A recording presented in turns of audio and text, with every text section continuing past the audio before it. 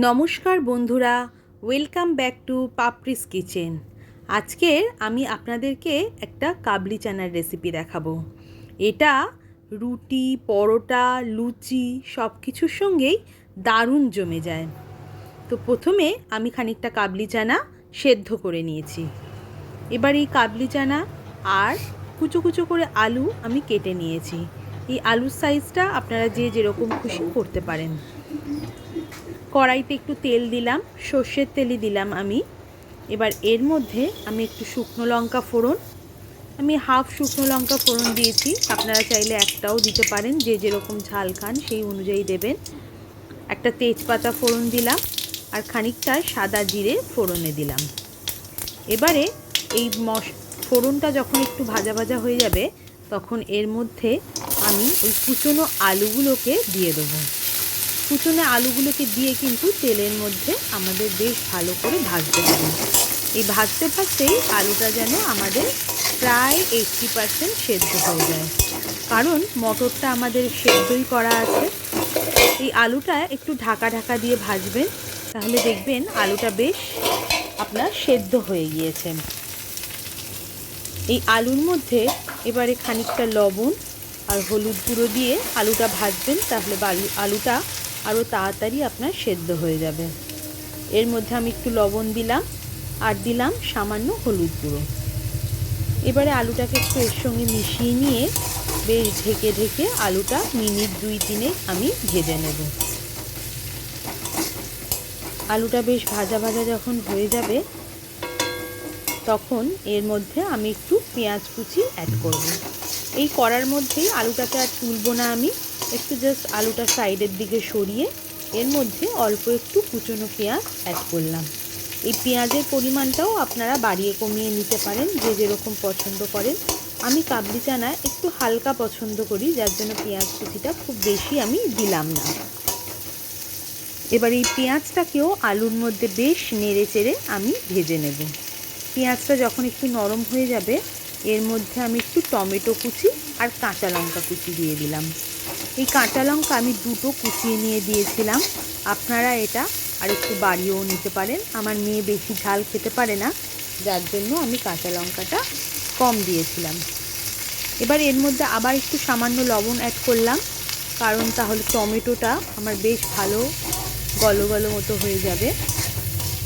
এবার এটাকে ভালো করে আবার একটু ঢেকে ঢেকে আমি এটা ভাজবো।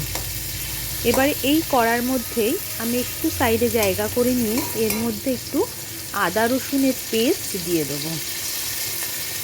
এই আদা রসুনের সঙ্গে আপনারা চাইলে কাঁচা লঙ্কাও বেটে দিতে পারেন বা একটু পেঁয়াজও বেটে দিতে পারেন।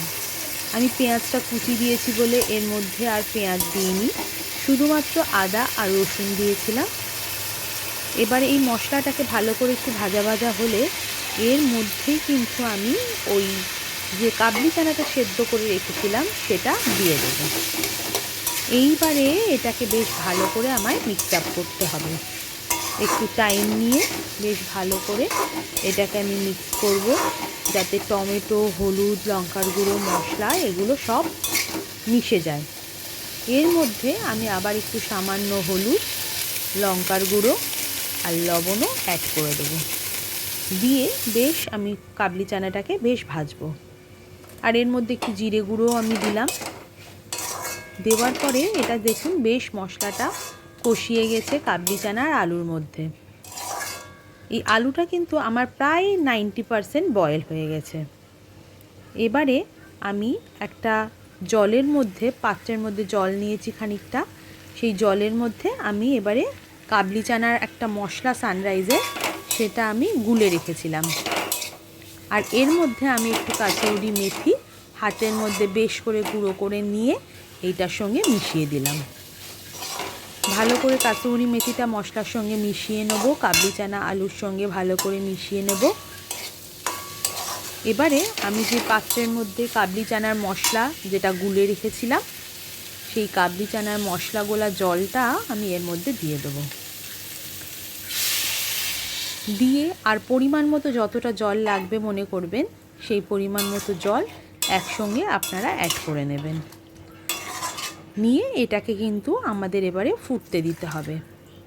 এটা জলটা যে যেরকম ঝোল খাবেন মনে করবেন সেই অনুযায়ী দেবেন। কেউ যদি কাবলি চানা শুকনো খাওয়া পছন্দ করেন একদম কষা কষা, তারা কিন্তু এতটা জল দেবেন না।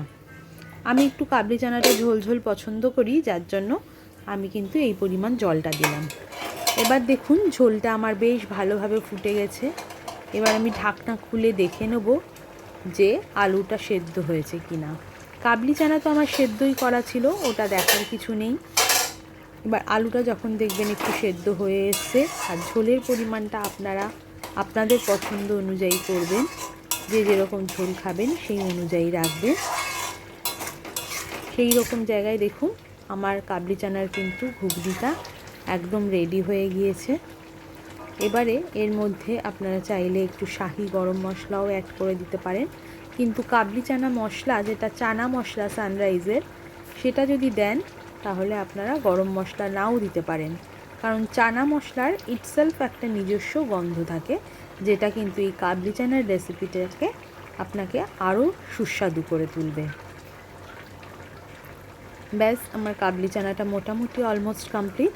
এবার এটাকে আমি নামিয়ে দেখাই কেমন দেখতে হয়েছে। দেখুন বন্ধুরা কেমন লাগলো। আমার এই রেসিপি যদি আপনাদের ভালো লেগে থাকে please like, comments and share করবেন, আর আমাকে সাবস্ক্রাইব করে দেবেন। আর আপনারা কে কোথা থেকে দেখছেন অবশ্যই কিন্তু আমাকে জানাবেন। আপনাদেরই ধন্যবাদ আগাম দিয়ে রাখছি। এই কাবলি চানার রেসিপিটা দেখুন আমি পরোটার সঙ্গে বাড়িতে সার্ভ করেছিলাম, আর খেতে কিন্তু অসাধারণ হয়েছিল। নমস্কার।